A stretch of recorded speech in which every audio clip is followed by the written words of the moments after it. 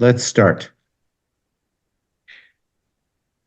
Welcome, everybody. Thank you for joining us for today's webinar.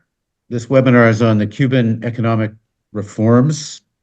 Can they be a path to a diplomatic solution to the crisis?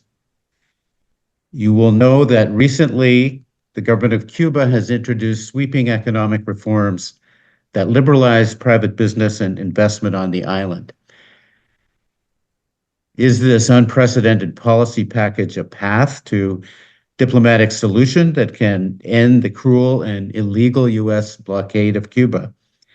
This extreme embargo has triggered widespread civilian misery, shut down hospitals, and caused acute food and water shortages. And for those of us who are Canadians, the big question is, what should the government of Canada do?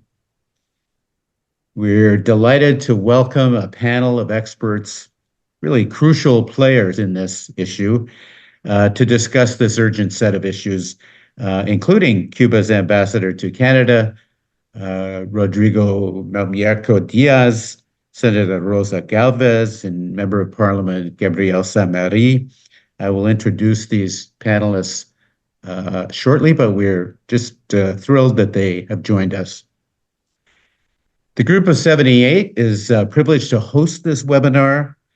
I have the honor of serving as the chair of the group.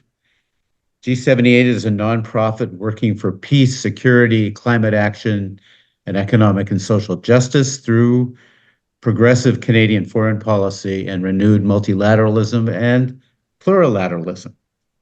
Visit our website at group78.org and do consider becoming a member. It would be a privilege to have you with us. Let's take a moment now to acknowledge the land that we do this work from. The Group of 78 acknowledges that we live, work, and play on the sacred, ancestral, and unceded territories of many diverse and distinct Indigenous communities, including the Algonquin and Anishinaabeg peoples. We recognize the harm that past and present colonial systems perpetrate on this land and peoples. G78 supports the full implementation of the United Nations Declaration on the Rights of Indigenous Peoples, and we look forward to learning how to live and work in community with Indigenous peoples, councils, and organizations. Just let me take a little moment here to set the context of this webinar, because I think it's important that we see what we are discussing in a larger context. The Communist Party and the Parliament of Cuba have passed sweeping measures to liberalize foreign and domestic investment in the country's economy. One news outlet reports that the emergency policy package envisions expanding opportunities for private enterprise, greater autonomy for municipalities and state-owned companies, and measures to attract additional foreign investment, including from Cubans abroad. Promoting far-reaching economic and administrative reforms, the party's approach and the parliament's approach in Cuba draw on the experience of the high-growth economies of China and Vietnam, both of which have expanded the role of the private sector while leaving their one-party political systems intact. To their credit, both of those nations have provided humanitarian assistance to the island during the cruel and illegal intensified blockade of Cuba by the U.S. administration.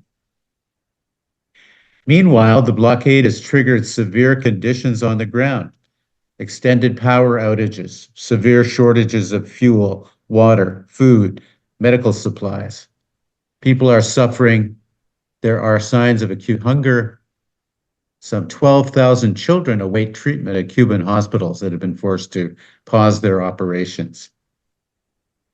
While imposing this despicable and unprovoked collective punishment of the civilian population, the U.S. government continues to utter threats of military action by air, land, or sea. We're getting ready to defend our country, said Cuba's Deputy Minister of Foreign Affairs, Josefina Vidal. We would never want a conflict with the United States, but we are very conscious about the threats. In February and again in April 2026, the government of Canada contributed a modest amount of, I think it was Canadian $8 million in humanitarian assistance to Cuba. However, facing imminent trade negotiations with the United States, our Prime Minister and Foreign Affairs Minister have not called out the American government for intentionally causing widespread misery across Cuban society.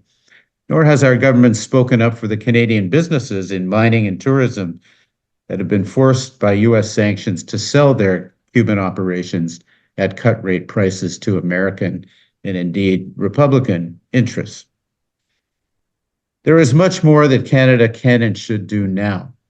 The economic reforms are far reaching. As such, they may open a path to a diplomatic solution to the crisis.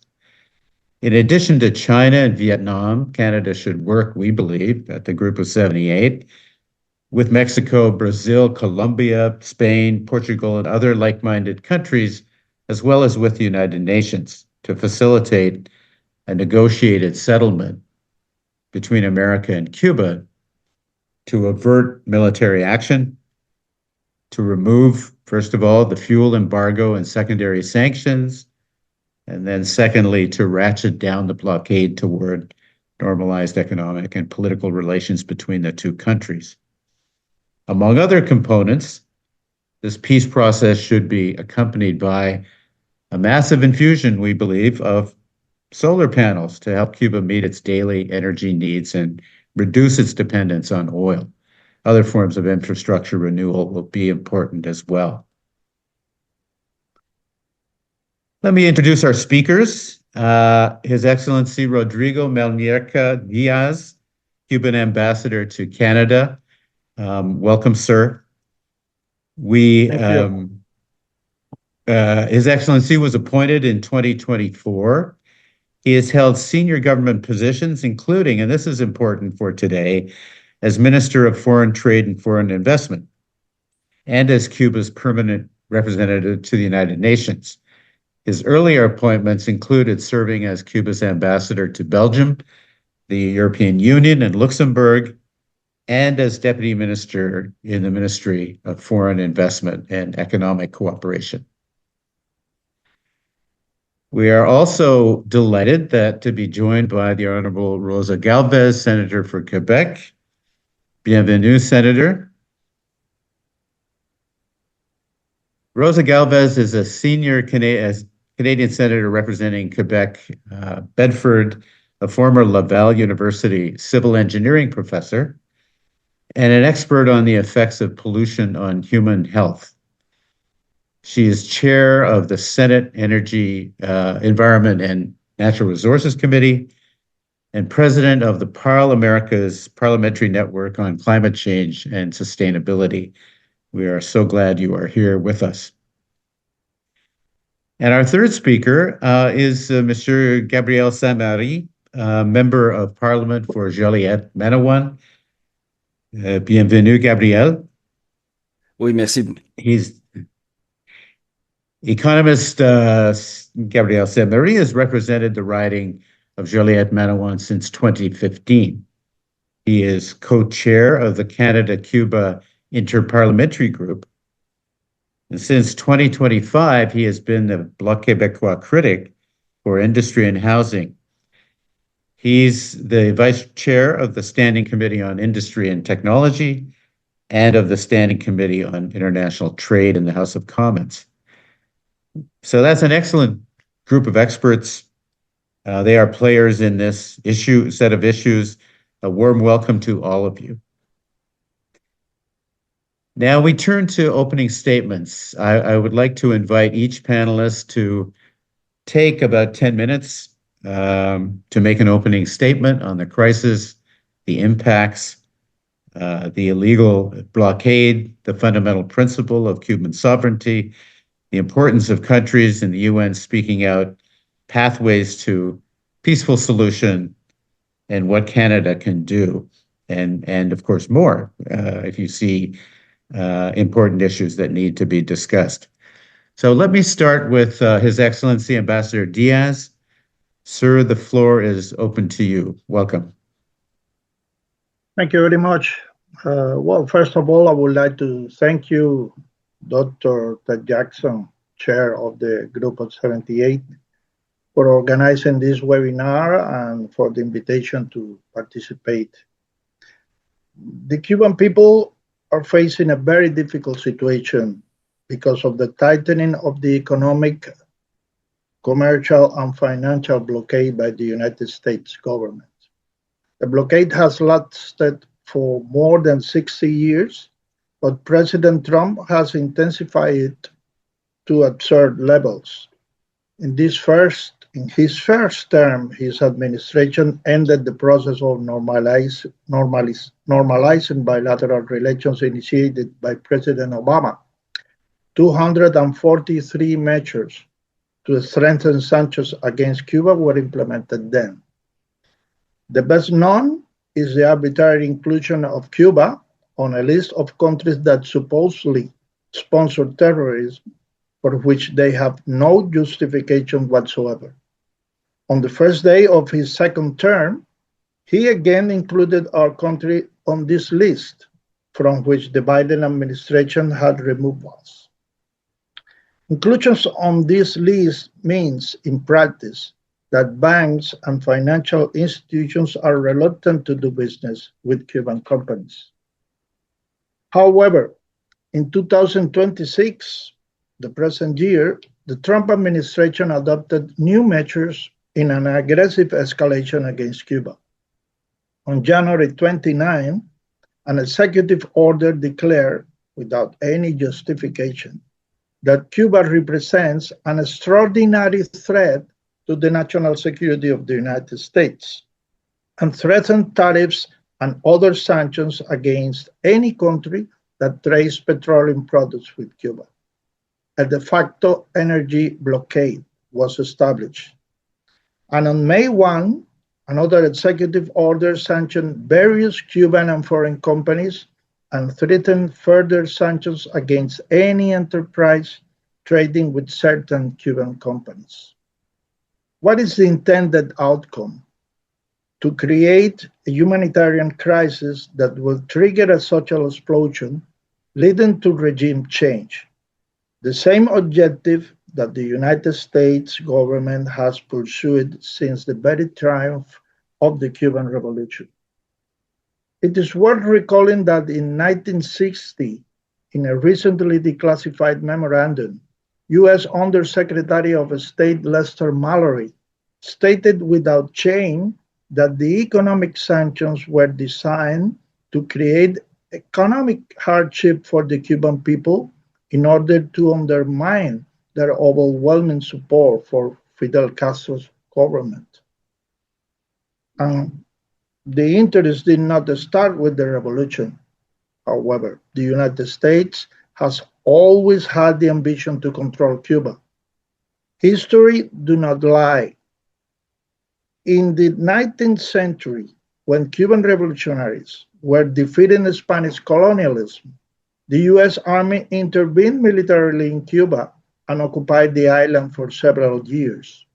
In 1902, when they withdrew their troops and the Republic was born, they imposed an appendix to the Constitution that gave them the right to intervene militarily whenever they deemed it necessary and to establish military bases in Cuba. Actually, the U.S. Army occupied Cuba again in 1906, and we still have a military base against our will in Guantanamo. True independence only came with the 1959 revolution.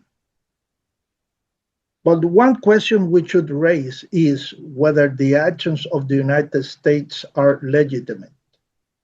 Don't you think they violate the most basic norms of international law established in the Charter of the United Nations? The fact that the United States accuses Cuba of being a threat to its national security is frankly ridiculous. Small country threatening the superpower. On the contrary, Our country has been subjected to all kinds of aggression, sabotage, and terrorist attacks for many years. Our government has categorically rejected being a danger to the security of the United States or any other country. But the use of lies and manipulation of information by the United States government is typical of disinformation campaigns against Cuba, pretending to justify not only the blockade, but now even a possible military action against our country. The Cuban people love peace and are characterized by their solidarity with other peoples. Our only sin, in the eyes of the United States government, is defending our independence and the right to decide our own path without external interference. The energy blockade is, frankly, again, a criminal act. Without energy, it's very difficult for a country to function. Although Cuba produces some oil, it's only 40% of its needs. This energy blockade affects all spheres of society: electricity generation, public transportation, health, education, agriculture, the economy in general. It is a collective punishment against a whole population. We could talk extensively about the criminal effect of the energy blockade, the daily blackouts lasting for many hours, but I will use just one example that Mr. Jackson already mentioned. More than 100,000 people, including 12,000 children, are on a waiting list for surgery. The other new sanctions are an extraterritorial effort that has already reached Canadian companies. Charity International in mining and Blue Diamond in tourism have publicly announced the withdrawal of their business from Cuba. All Canadian airlines have suspended their flights due to the lack of jet fuel services. Because of their extraterritorial nature, the sanctions have affected Cuba's relations with third countries like Canada. They aim to isolate Cuba, depriving it not only of fuel, but also of foreign currency earnings from its exports of goods and services. No one has the right to dictate to other countries with whom they should or should not trade. We have received many expressions of solidarity from the Canadian people through members of parliament, representatives of political parties, trade unions, religious organizations, NGOs, and simple individuals.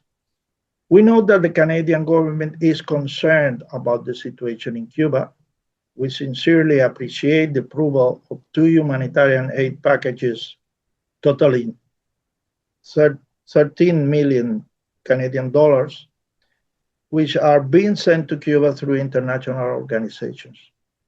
Many Canadian institutions and citizens are also cooperating with Cuba. We especially appreciate the efforts of the Canadian Network on Cuba and the Association of Cuban Residents Juan Gualberto Gomez, who have sent more than 20 containers of aid distributed in several Cuban provinces.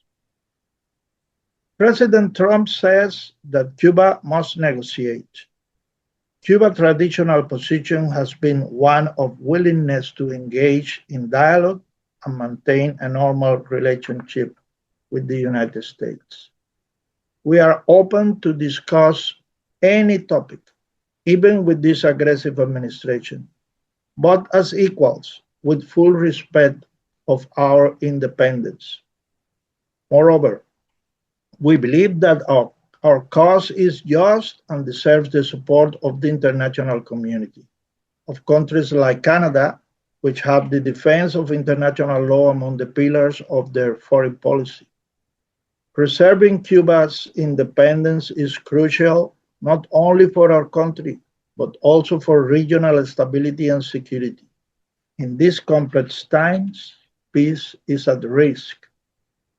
You can be sure that the Cuban people will resist We have a history of patriotic defense of our right to self-determination, and we do not resign ourselves to the difficulties. We will work diligently to find solutions.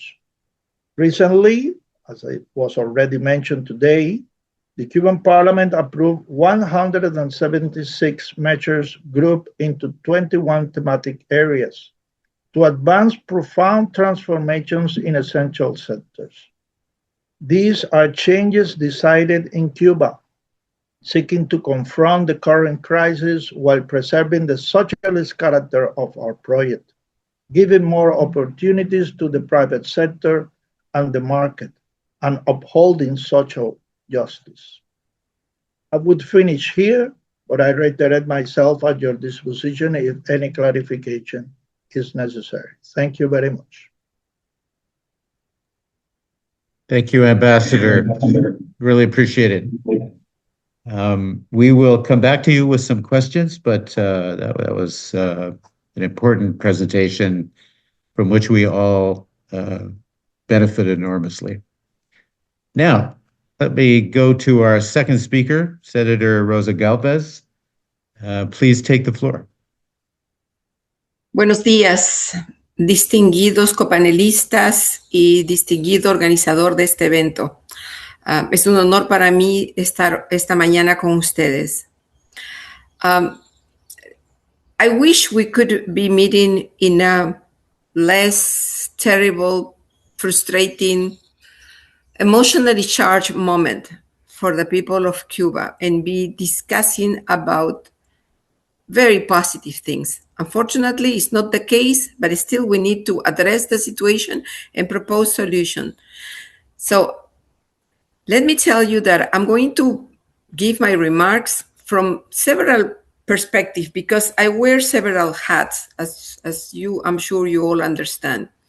I'm a civil environmental engineer. So when we talk about energy, when we talk about infrastructure, when we talk about municipalities and the needs of people in the city, I know what we are talking about.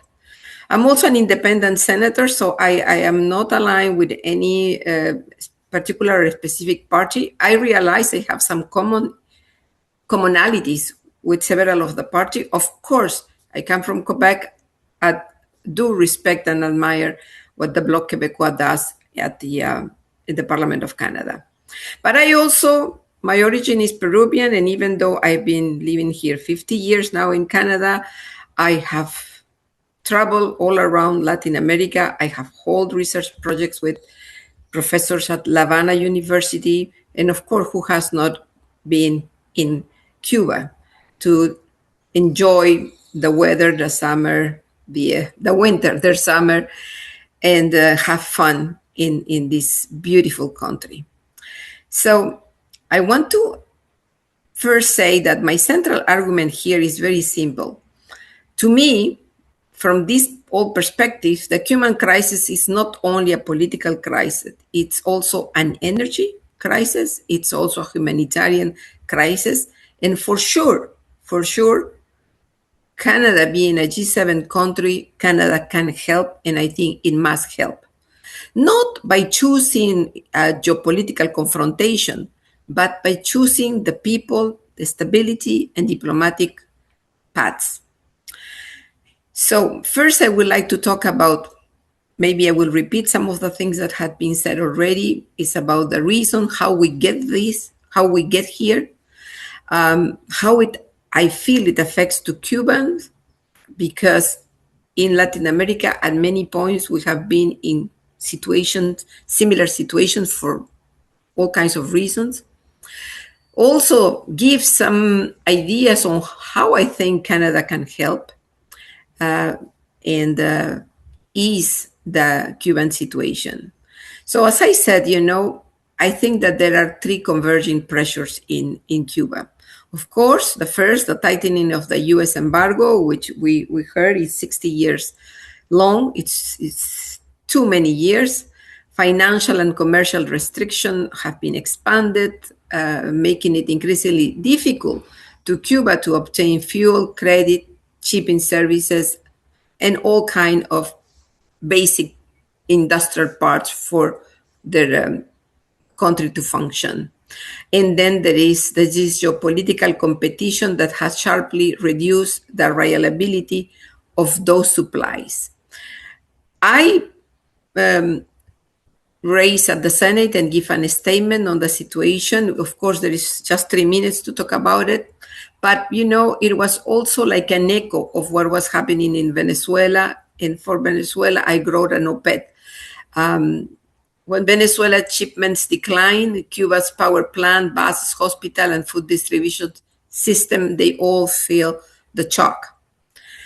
Third, the global fuel prices volatility. We know, when you look into the real reasons, we will fall into the discussion of the petrodollar and the fact of the increasing American debt that it's now making the states looking for, pressure, to put pressure because they are defending this hegemony on the petrodollar and being the money that is used for the oil trade. Disruption involving Iran and other energy suppliers, the Hormuz, all of this is interrelated, and we need to connect the dots, because as an engineer, I will say, if you don't know what the problem is, so you can be proposing so many things, but if you don't know what the problem really is, then your solutions are not going to be efficient. So, of course, Cuba has suffered all these 60 years from this embargo, and the infrastructure is aging. As an island nation, climate-related stresses, of course, have compounded the crisis. And Cuba is trying to operate with an energy system that is aging in the middle of this storm of world sanctions and volatile markets. So for me, the key point is this: the crisis did not arise from a single decision or a single government if the products of overlapping external pressures and internal structural gaps. So we need to assume this situation and try to find specific solutions to ease the problem. I have Cuban friends. I've been in Cuba. I have Cuban colleagues. And so I know that the suffering is terrible. Blackouts last many hours, disruption in water, schools, business. Hospitals are struggling to maintain the system. Public transportation is curtailed, making it very hard and difficult for people to work, to study, to access care. And what it's resulting now, and we are hearing more recent news, is about the food insecurity that is worsening because of the fuel shortages. And then let me repeat what I have said in many other places, that when our economy relies so heavily in fossil fuels, well, we need to know that an economy based on fossil fuel is inflationary because it's all over. For every single thing that we move, we need oil. So we really need to find a solution that will render the nation energetically independent. So, as I said in my statement in the Senate, that bears repeating here. This is not an abstract economic statistic. This is life being affected, interrupted, and to use a word that I think is important in French, bouleversé. It's upside down, and this is in no way the fault of the Cuban people. So, let's talk about Canada. But before Canada, let's remind that Cuba has a long record of helping others. Cuban doctors have served the Ebola crisis in West Africa. Cuba has contributed with doctors and even medical advice and nursing during the COVID-19 pandemic, and also during natural disasters all around Latin America and the Caribbean. So, whatever our political disagreements, we know that Cubans are solidary to the peoples of all the Latin Americans and other regions in the world, and so do we are too, Canadians. So, Canada. Canada has a long tradition of assisting partner nations in time of crisis. Canada has been seen always as being a peaceful peacekeeper role player. We have provided humanitarian aid after earthquakes, after hurricanes, after floods, after military conflicts. That's what we are doing in Ukraine. We have supported public health system, food security programs, and disaster resilience across the Americas and the world.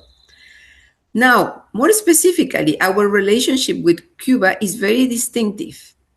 Unlike many other Western countries, Canada has never severed diplomatic relations with Cuba after 1959. So we have a resilient friendship relation maintained that we cherish. This has lasted decades and have maintained the dialogue despite of pressures, despite of a lot of international pressures to sideline the Blick blockade. So we have also, as I mentioned, people-to-people exchanges. It's not just me having relationship with the Cuban researchers. There is so many in Canada. So that gives Canada something I think very valuable today, which is the credibility with multiple sides. And we have political capital that we need to use it in situations like this. So Canada is neither Cuba's closest ally, but is not a principal adversary. The middle position is precisely what we can play in a very constructive diplomatic role, in my view. We should also remember that Canadian diplomacy is stronger when it combines principles, values, with pragmatism, defending human rights while engaging rather than isolating, supporting democratic values while recognizing that humanitarian needs cannot wait for perfect political conditions. So let me, in my few minutes left, tell you what I think that Canada can do. And I, as again, my perspective is from these three visions. Yes, I'm a senator, but I'm not an executive in the government. I'm not an elected party. But I'm an engineer, and I've been there, and I know what the needs are, and I know about what's going on in the region. So first, I think that we have to lead a humanitarian energy initiative because what they need is energy. So work with Caribbean partners. Canada has a very strong relation with the Caribbean nations. International financial institutions and humanitarian agency to secure emergency fuel, spare parts, and grid support equipment for hospitals, water system, and food distribution networks. So that's a first. I think that we can do this. We can create a humanitarian curve out in sanctions implementations without, telling US how to run their policy. Canada can advocate with Washington for a clear exemption that facilitate transactions related to medicine, electricity, renewable energy, and disaster response. Another point could be support Cuba's energy transition, like I've been seeing is happening in many of the Caribbean islands. I was very recently in Barbados, and I saw the changes that is happening. I think Cuba can do exactly, follow a similar pattern. Instead of deepening the dependence on imported oil, Canada can help finance solar microgrids, battery storage, energy efficiency upgrades, and resilient community power system. This aligns humanitarian relief with climate leadership.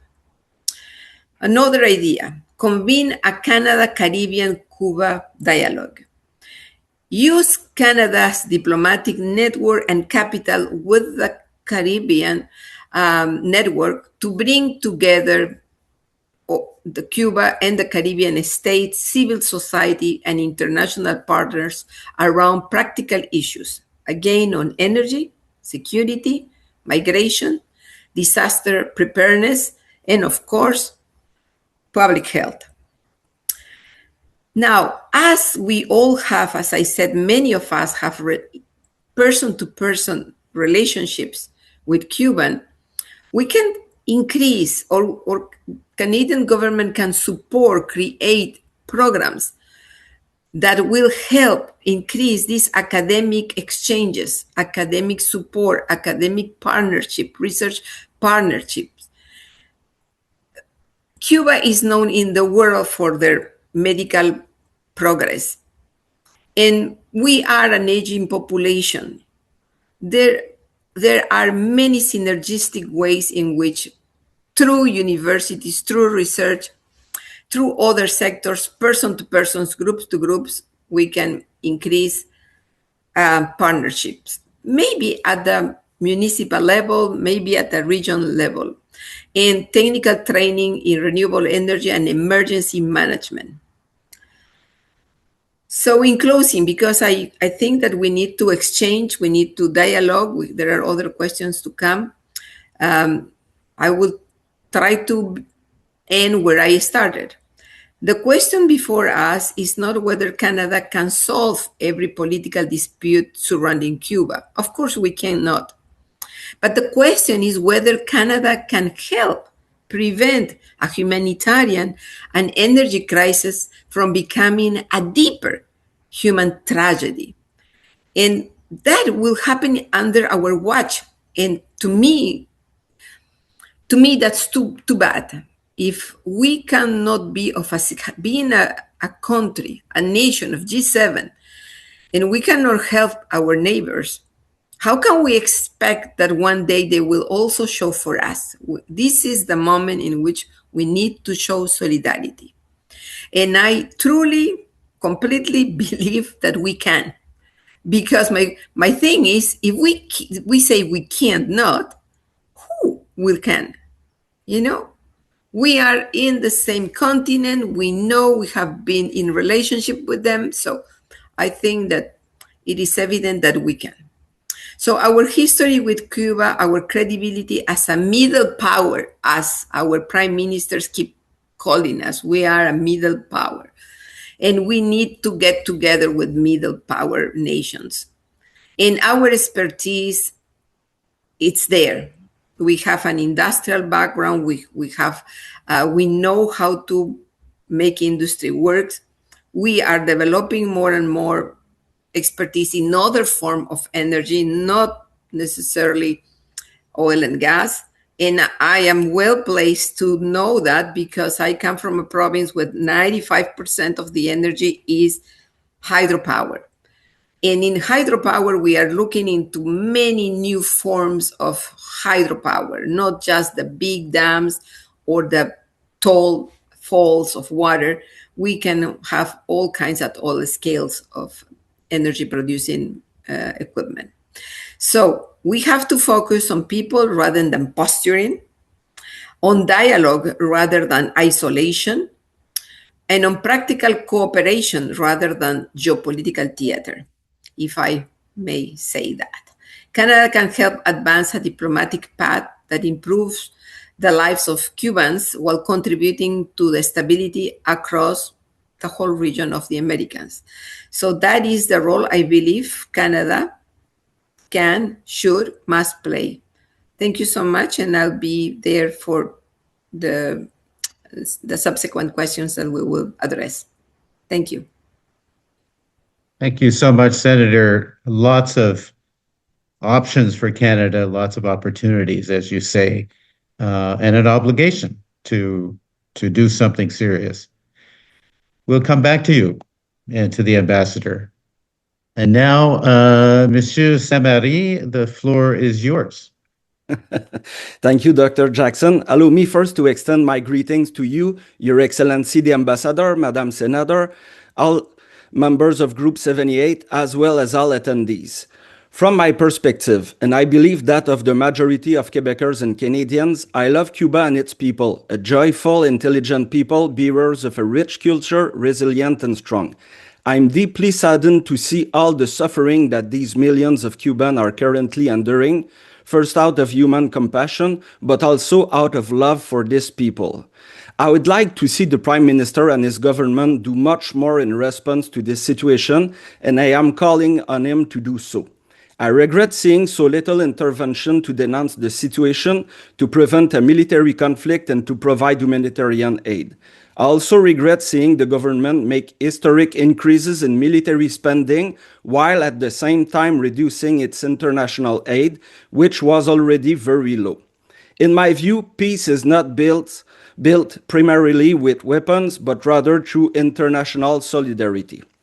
Let me speak about the government and the Prime Minister. Everyone welcomed his speech at Davos before his peers who shaped the global economy about the importance of middle powers uniting to stand up to the giant. In my opinion, this multilateralism is the path the government must follow, particularly to denounce the blockade and all the measures against the Cuban population that keep accumulating. I imagine it will not be very difficult to reach an agreement with several countries, starting with Mexico and also Spain, to issue joint public statements and adopt a common position. In fact, I think there may have been a commitment from the Prime Minister to do so with the Mexican president. Because we are facing a humanitarian situation deliberately caused by the US government in the hope of the collapse of the Cuban government. Unfortunately, that reflects a poor understanding of the Cuban people and their history. There's a duty to act. There's also a duty to act to protect Canadian economic interests in Cuba.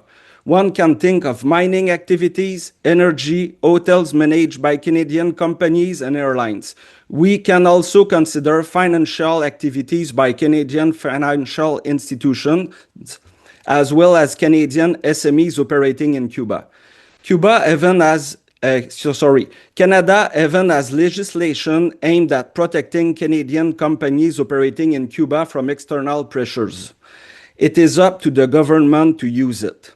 This is the law called the Foreign Extraterritorial Measures Act. It allows Canadian companies to be protected against US sanctions imposed on Cuba. Canadian companies can continue then doing business with Cuba even if it runs counter to US sanctions. As Cuba is the preferred sun destination of Canadians, particularly Quebecers, this gives the government yet another reason to act. Not to mention the Canadians and Quebecers living in Cuba who no longer even have access to basic payment tools such as credit cards. Officially, the government maintains its long-standing approach. It denounces the US blockade and maintains diplomatic relations, prioritizing dialogue, cooperation, and trade. In practice, however, Canada currently avoids openly condemning the United States. It is acting cautiously so as not to harm its relationship with the US. As with Mexico, Canada's main economic partner is the United States. Everyone here knows the saying, when the United States sneezes, Canada catches a cold. Therefore, despite his Davos speech, the Prime Minister seeks to accommodate the US President. For example, he abolished the tax on tech giant, a measure promoted by the OECD and the G20 to ensure these multinational companies pay at least some tax. In short, the opposite of his Davos speech.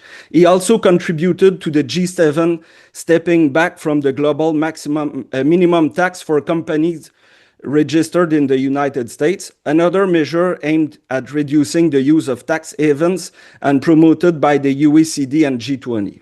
I could continue with other examples, but it is clear that the government is fearful and seeks not to upset the US administration. In my view, this explains the government's coldness toward the situation in Cuba.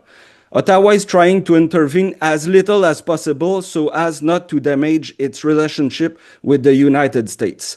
Ottawa has deployed an initial envelope of $8 million, followed by a second of $5.5 million to help the Cuban population. This is very little.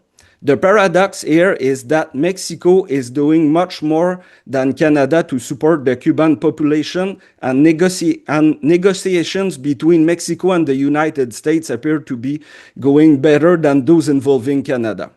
The multilateral approach seems to have been mentioned at Davos, but does not appear to have truly been put into practice since. I would now like to speak about the Canada-Cuba Parliamentary Group. I have the privilege to co-chairing it with Senator Judy White, and it includes several parliamentarians. Unfortunately, it is not a parliamentary association that benefits from the resources of both chambers, such as Parlaméricas, which brings together elected representatives across the Americas.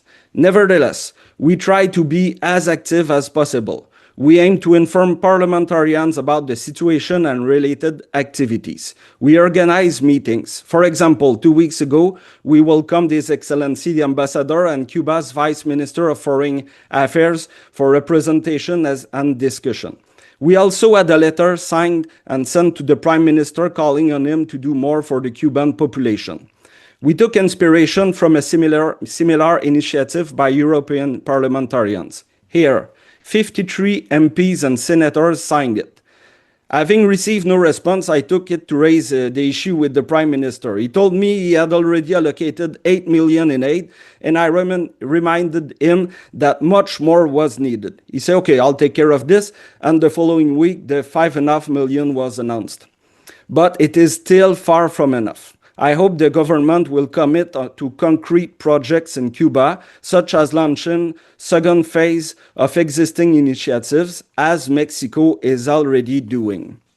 Last fall, we also organized an event marking 80 years of uninterrupted diplomatic relations between Canada and Cuba, with parliamentarians, the ambassador, and invited guests in attendance. We were able to attend an excellent lecture by Mr. Arnold August on these 80 years of relations. Elected officials from all parties participated, as did many members of the Senate. In January 25, 2 of us traveled to Havana to better understand Cuba and deepen our ties. We met with community groups, businesses, elected officials, ministries, university, and the Canadian embassy team in Cuba. I also presented in the House a petition to ask the government to do more against the US sanctions on Cuba. We are currently working to organize a virtual meeting between parliamentarians from here and from Cuba, and we continue to brainstorm ways to carry our work forward. We have limited resources, but we are doing our best to remain active and mobilize parliamentarians around the situation in Cuba and the cause of peace. Historically, Canada has chosen to maintain its diplomatic relations with Cuba to pursue its own foreign policy, even if it irritated Washington. This no longer seems to be as true.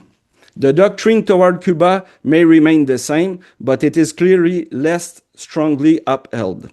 Let us hope that the announcement of economic reforms in Cuba can serve as a reason for the Canadian government to provide greater support to the Cuban population that is suffering.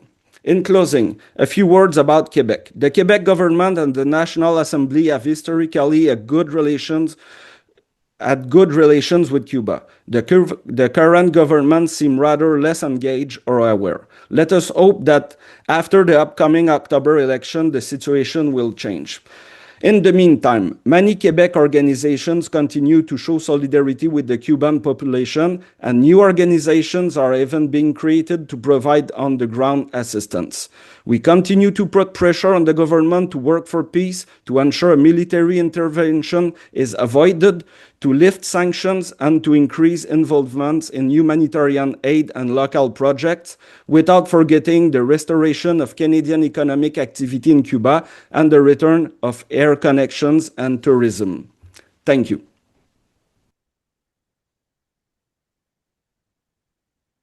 Excellent.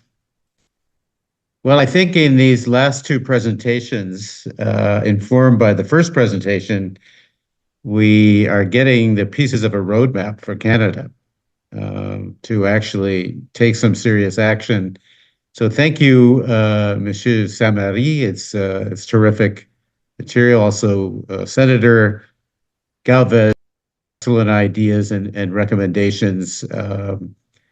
And now I want to turn back to Ambassador Diaz, and to come back for a moment on before we get back to Canada. We will get back to Canada, absolutely.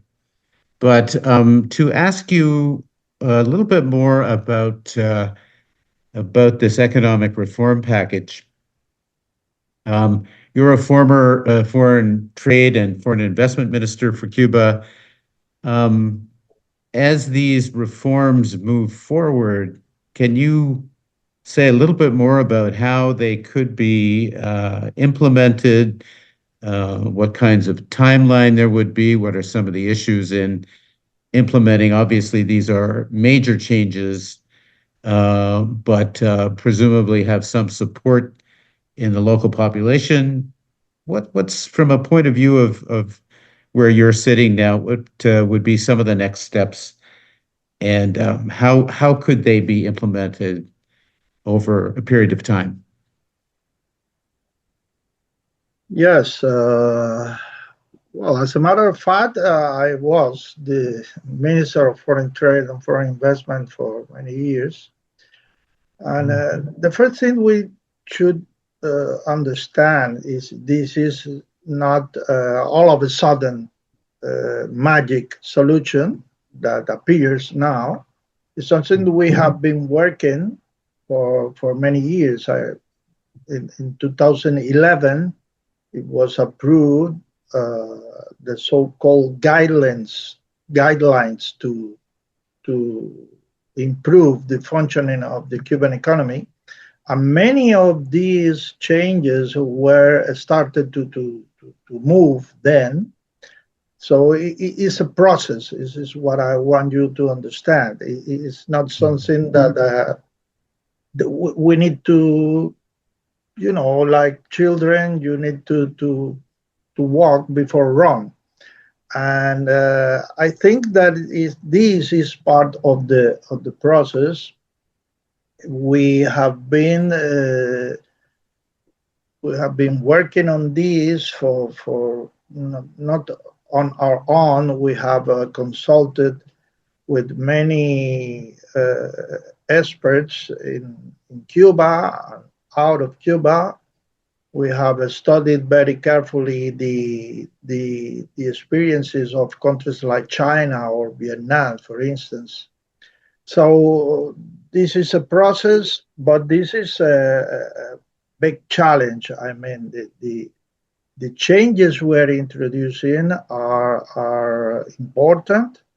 The implementation is going to be complex, and we need to address several areas. I thought it is 21 areas, and that it's energy system. For instance, we have started, as Senator Galvez mentioned, the process to reduce the dependence of oil for the energy sector in Cuba, using the sun, for instance, the solar energy.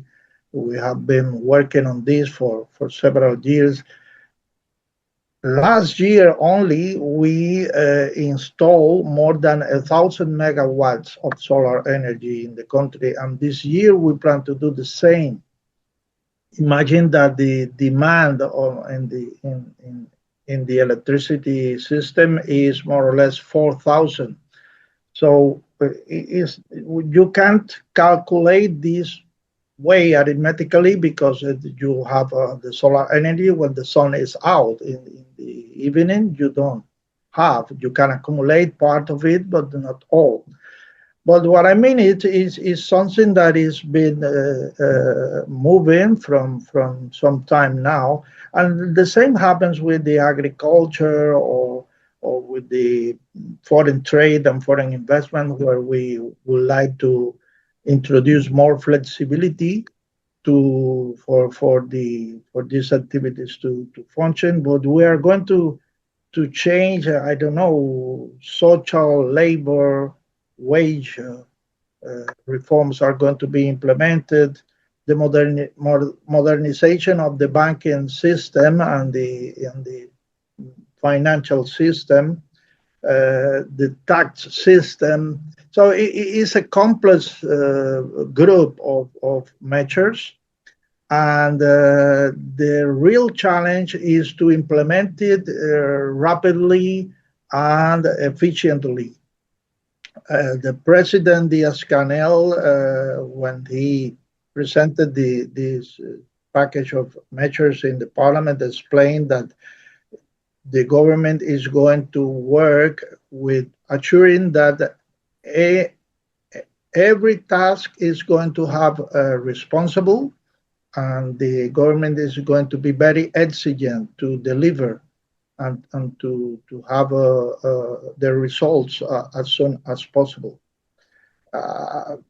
Fidel Castro, when he defined the concept of revolution a few years ago, he stated one precept that is change everything that needs to be changed. What I mean is the changing is part of the revolutionary process we live in Cuba. And now, in these circumstances we are living in, it's more important than ever to be able to reduce these changes. It's not going to be easy, but I am convinced that we are going to work hard because the people needs the results rapidly. That's what I can explain about this. Thank you. So we're starting to get our some questions in the chat and the Q&A, and we'll come back to these. But thank you, participants, colleagues that are online. Please continue to put those in the Q&A and also in the chat, and we'll come back to those in a moment. But I would like to, Ambassador, just stick with the economic reform package just for another moment. One of the questions is really, has there been any feedback from the United States on the reform package? And have other countries reacted positively or negatively to these economic proposals? As far as I know, no official reaction from the U.S. government so far to these economic proposals approved in Cuba. Other countries have reacted positively. I can mention, for instance, Mexico. The president of Mexico, Claudia Sheinbaum, considered the Cuban measures not only positive but very important, and she offered support to the Mexican entrepreneurs and enterprises to support their efforts to engage in business with Cuba, taking advantage of these new measures. But it's difficult to predict how this is going to move. We have this channel of conversations with the U.S. Functioning. I have to say that the channel's open, and we have talked with respect to each other.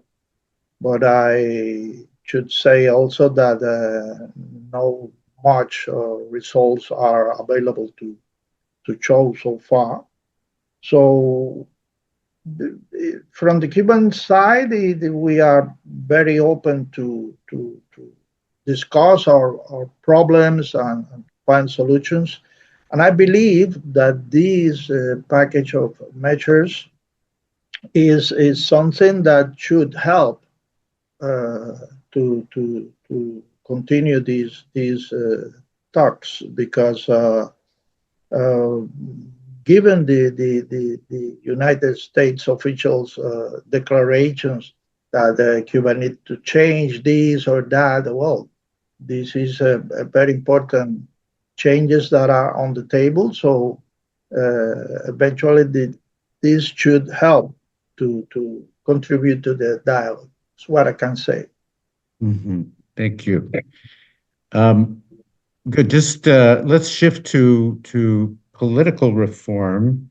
Are we going to expect any other proposals on the political side from Cuba in terms of political space?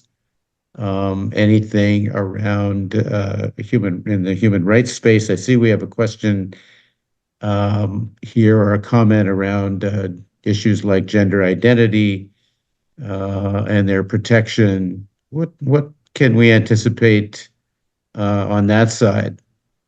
Although I would say gender identity is not a big priority for the Trump administration. Our gender identity is a high priority for the Cuban government. Not now. From the 60s, we introduced a lot of measures to assure the rights of women. This first of all, the democracy issue, for instance, there's a lot of manipulation about it. It's true that in Cuba there is only one party, but it's also true that the party doesn't participate in any direct way in the elections. The candidates are nominated by their neighborhoods. I mean, the system is very similar, in fact, to what happens in Canada. The members of the parliament are elected in electoral districts or circumscriptions, as we call it. The new parliament in assembly is the one who elects the head of government. Is not elected in a general election where everybody is voting for the president. The members of the parliament serve for a period of 5 years. This now in Cuba is the 10th legislature. So we have been doing this for 50 years. So if you look at it, it seems very similar to what happens in Canada. In Canada, you don't elect the prime minister in an election where everybody is voting for him. You elect the members of the parliament, and in the House of Commons, they elect the prime minister. It's true that they are from different parties, but but these parties in the campaign, you need to make a political propaganda. In Cuba, that doesn't exist. It's different. The party doesn't intervene, and the candidates elected are the decision is from the electors based on their merits and not in a campaign on money you need to put to. Is that fine or wrong? I don't know. It depends on each country the way they do things. I don't think any system is perfect.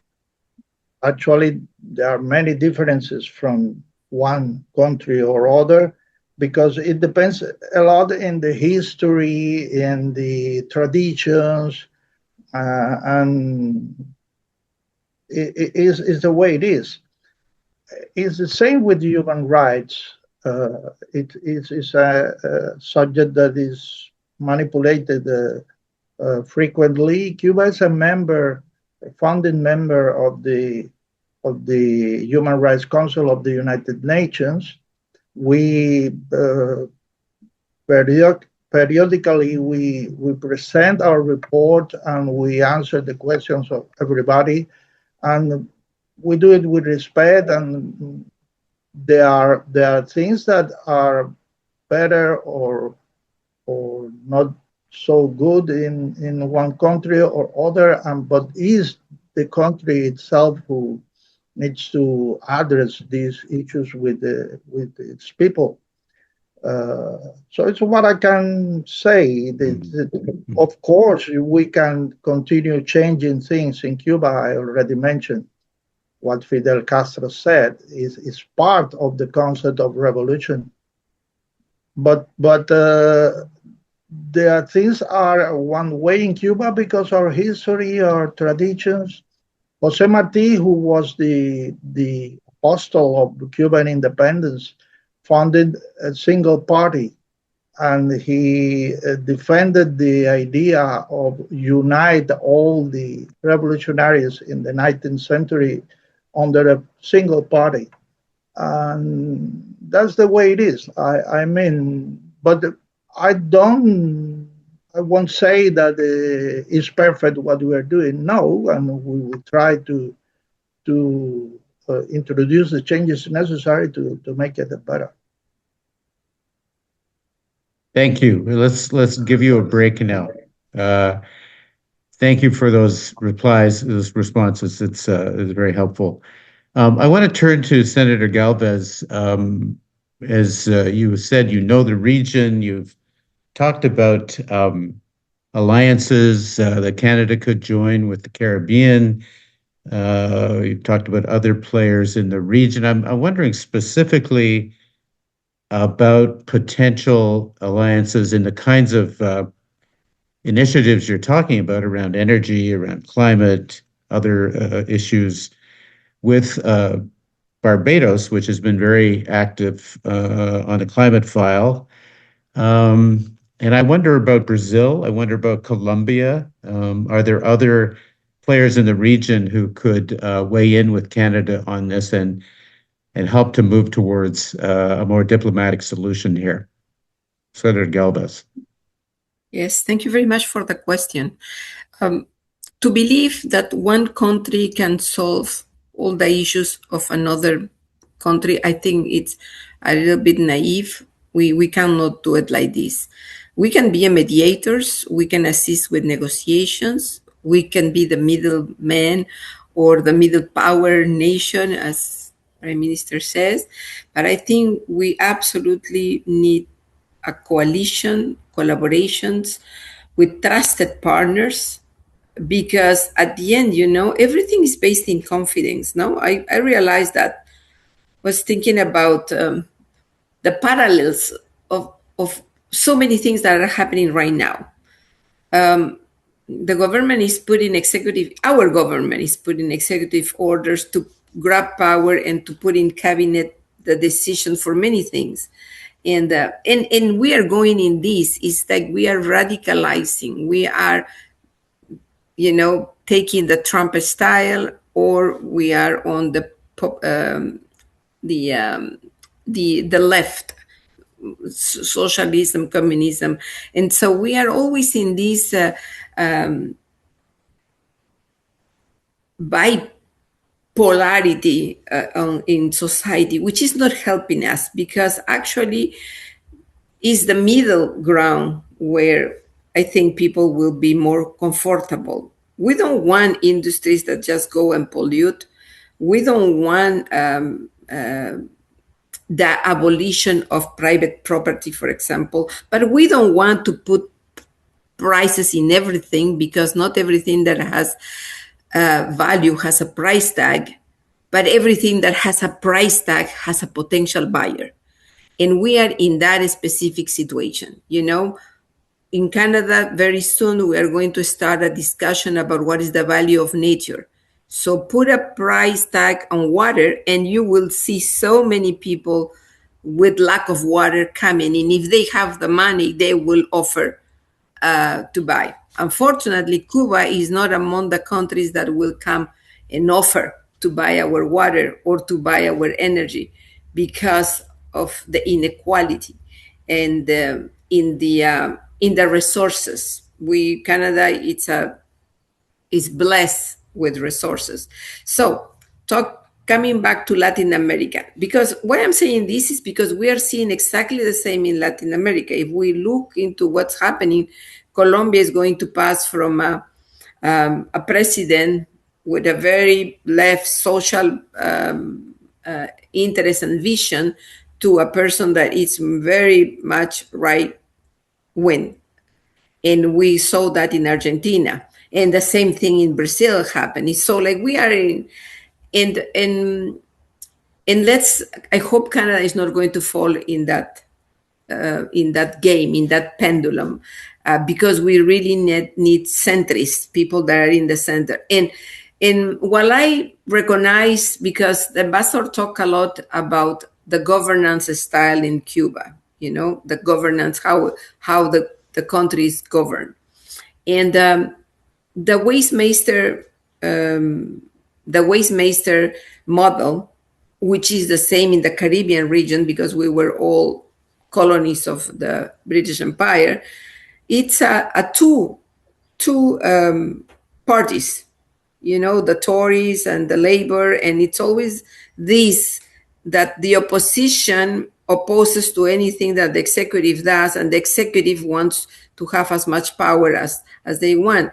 But in reality, we need partnership, we need collaboration, we need constructive, and I hope that we are going to see that in the Caribbean. I see that while from many perspectives, people will say that the Caribbean islands, they look all the same. When we look into the details, they are different, and they can have synergistic collaborations that will help one to the other. So we have to rebuild this diplomatic trust by creating informal channels of communications when the official negotiations become difficult. And I'm thinking about Parlaméricas. I'm thinking about the friendship that Gabriel spoke about. It's other channels that will influence and will raise some voices and will demand, because from my perspective, what we have to look into solving is the humanitarian crisis. I think it must be the priority. So we have to rebuild this diplomatic trust. And in the beauty of the democratic process is that there are, yes, in some democracies, the executive and the opposition, but in other places, and Canada is blessed with that too, we have other parties. And because we cannot think that a population will have only two ideas or two visions of how to get to the objective. And so in Canada, we have never seen this coalition. But when you have lived in South America, when you have lived in Europe, I am not scared of coalitions. Actually, I find that coalitions are a good solution, because new ideas come, more ideas come, and it needs to the big parties to see this and to accept that they have to form coalitions in order to progress. And when I'm talking about progress, I'm not talking about growth for growth. For me, GDP is not a good indicator of well-being of humans. And so eventually, if we help a nation, like in this case, we're talking about Cuba, I hope when we implement a foreign aid, or if we manage to talk to Brazil and to Colombia and to Mexico and form a coalition to help Cuba, that we are not going just to be fixed into increasing the GDP of Cuba, but we will have indicators that will show us that there is more electricity, that there is more water, that there is more education, that there is more hospital care, because this is what the indicators that are important for the people. I think that at the end, at the personal level, whether it is a prime minister or or a province or regional leader, at the end, at the human level, we all want the same. We want the safety and security for our children. We want to have an opportunity and a prosperous future for our children. And so this should be, I agree that 11 million, 5 millions is very little. And I am learning now that what Canada is giving is less than what the Mexican government is giving. That's really, it leaves me sad. It leaves me sad. We need to know where we put our money. And recently I came to know that the subsidies we give to the oil and gas in Canada, it exceeds or is very close to what the oil companies expend in human resources. So if Canadians are paying with their taxes to create jobs in this sector, well, I prefer that we put our money in other sectors, renewable energy, developing with Caribbean countries, batteries, solar panels, in order not to have to buy just from the country that controls 95% of the whole industry of solar panels and batteries, So we need to develop. We are a G7 country. We have industrial capacity. We have very high qualified people. We shouldn't be continuing with that extractivist economy.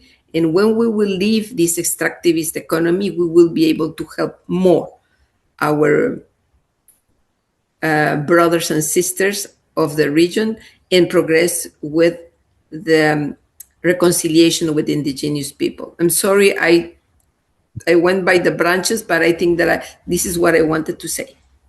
Okay, thank you so much. Let me turn to Mr. Samari. There are many issues that have come up. I want to say before moving to you that there's been some support online from participants for Canada working with Mexico, Canada working with Barbados, a variety of other things. One of the issues that has come up is really how do small groups of Canadians, small NGOs, solidarity groups get support from the government from our government for solidarity projects with partners in Cuba. That's one thing you might speak to. But another issue that came up, I think both you and Senator Galvez could speak to this, but that research partnerships are sanctioned under the current U.S. Extreme sanctions. And there are implications for Cuban and Canadian researchers there. And a question has come up about what our view is, what your view is on the effects of that. But I open the opportunity to you to speak to anything else that you've heard of. But those are a couple of things that you might consider speaking with to. Thank you. Yeah, well, thank you. I will not have a clear answer right now to how to link the Canadian government with NGOs who want to help Cuban people. There are processes, but I don't have a good knowledge of them. Never hesitate to join your local MP to make sure the link is done, or to contact directly the Ministry of International Relations or Development to see what are the opportunities, and also to ask that to the government to deploy more help. Maybe it could help. About all, maybe a senator would have a better answer than mine, but all the scientific cooperation, all the universities cooperation, those are crucial, really important.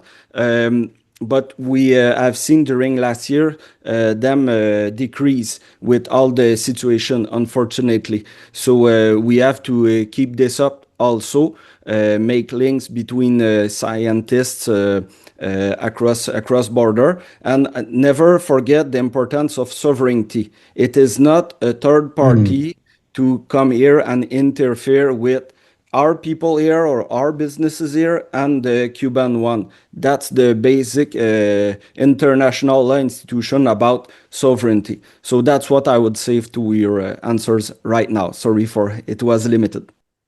No, very good. Thank you.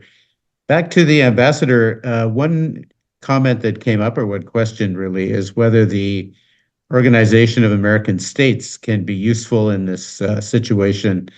Are you working with them? Can they be useful, or are they controlled too much by the Americans? Well, when in the 60s, Senator Galvez recalled that Canada was one of the few countries in the region that didn't break relations with Cuba. Only Mexico and Canada maintained the diplomatic relations with Cuba when we were expelled out of the OAS for the pressure of the United States. So it's difficult to think that this organization is going to be helpful to make a kind of facilitation or mediation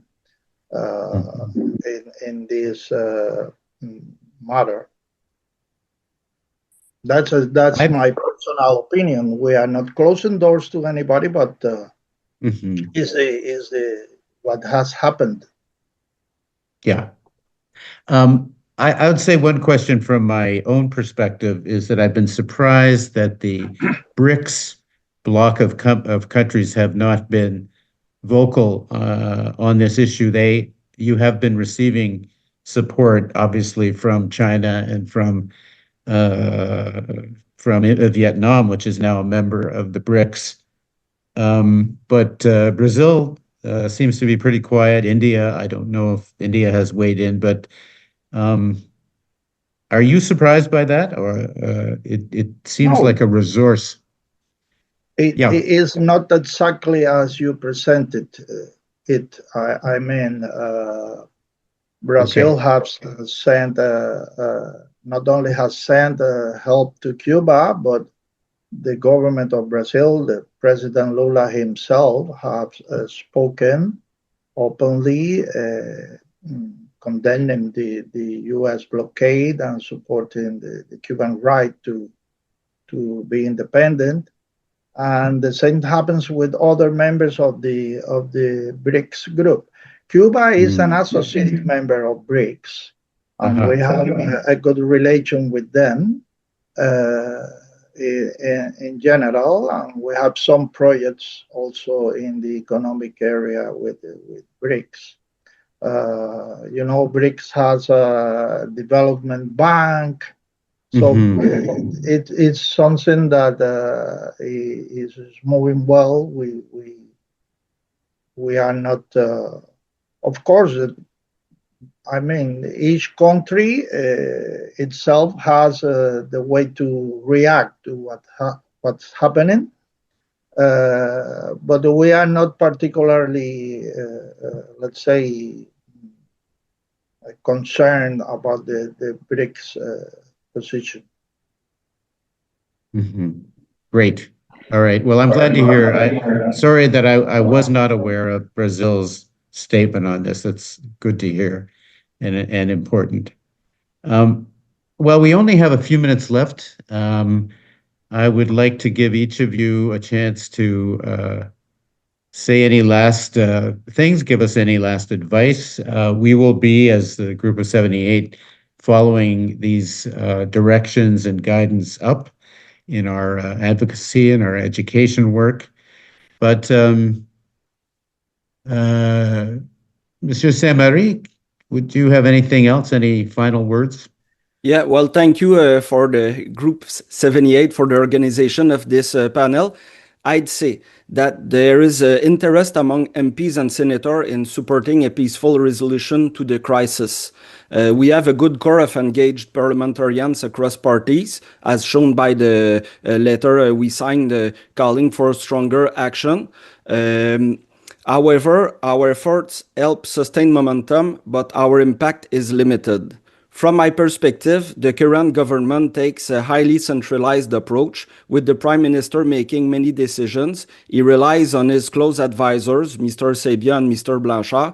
The latitude given to the ministers appear limited. In any case, there seems to be a strong contrast with the Trudeau administration. For parliamentarians, it seemed difficult to influence the government due to this centralization. And we must not be forgotten that some conservatives MP are closer to the Trump administration with its anti-Cuba rhetoric. There's potential to increase engagement and raising awareness, expanding parliamentary activities, and building cross-party initiatives. In short, there's a potential here. It has to be broadened and strengthened to better match the scale of the actual crisis. Thank you so much. Thank you very much. That's terrific. Senator Galvez, final words? Oui, merci beaucoup pour cette importante discussion et conversation que nous avons eue. I thank the Cuban government to have announced these reforms. I think that they represent an incredible and important opportunity, and that there will be a space for private enterprise. And as my colleague from parliamentarian talk, I think we have to push for, higher investment. Canada has investments around the world. They can do investment in Cuba in order to help local decision makings and stronger and get jobs done, projects done. I think that, but I think that reforms alone will not solve the problem. We because of the current humanitarian crisis, and that we need this coalition. We need to accompany with stronger positions of a coalition of friendly, same-minded, similar-minded countries and values. So to ensure the reliable access to energy, to the investment, and to the construction of a solid diplomatic engagement, because diplomacy works when we can deliver tangible benefits to ordinary people, and for me that's the indicator. I know too that peace is rarely built through pressure alone. It is built creating mutual interest, synergistic collaboration, restoring confidence that I have spoke before, and demonstrating again that cooperation produces tangible and better outcomes than the confrontation.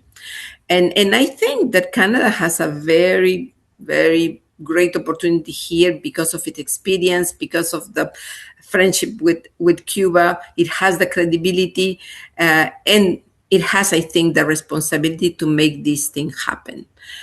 And thank you so much again. Thank you, Senator. We will leave the last word to you, Ambassador, please.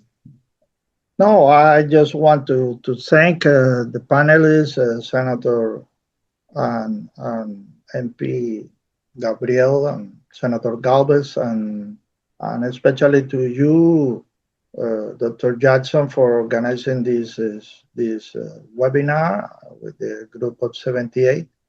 I think it's very useful to talk about the situation in Cuba. To many manipulations and lies are said in the press, unfortunately.